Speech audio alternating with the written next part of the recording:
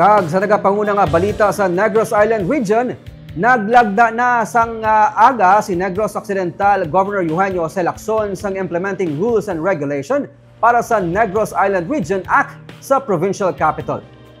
Si Lacson ang isa sa mga signatories ng NIR-IRR upod ang gobernador sang Negros Oriental na si Manuel Chaco Sagar-Barria kag sang sikihor nga si Jake Vincent Villa.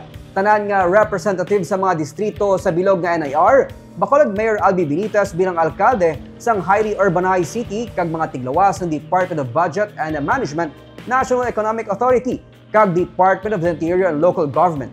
Sa paglagda sang IRR suno kay Lacson masiling na nga operational na ang NIR. Suno kay Lacson, isa siya sa mga ulihing nakapirma bangod halos tanan sa mga signatories ang nakalagda na.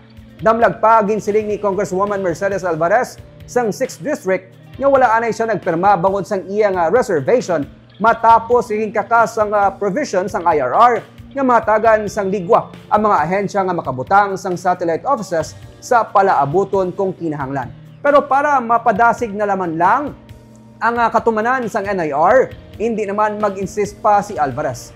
Ang DILG sa pagpamuno ni Dennis Villaseñor, Director sang Central Office ang naga-facilitate sa paglagda sang IRR. Maayuman kung tani nga dungan kag tingob sila sa paglagda o galing nangin mabudlay ang schedule sang tanan. So in the list many already signed.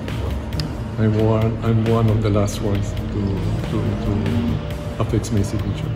So after 3 months, bago po nag-start ng transition plan sa mga agencies? Yes. In fact, on DILG, as I mentioned earlier, has already set up an office here. And that in a way is telling us that it's moving already. The many years of waiting is bearing fruit this time. Bali makamagtagov before the year ends, start na ganyan ang implementation sa NIR with the IRR? Basically, yes. Amo ni lang itong ginahulat na to. And now that it's there, we can expect NIR to be functional.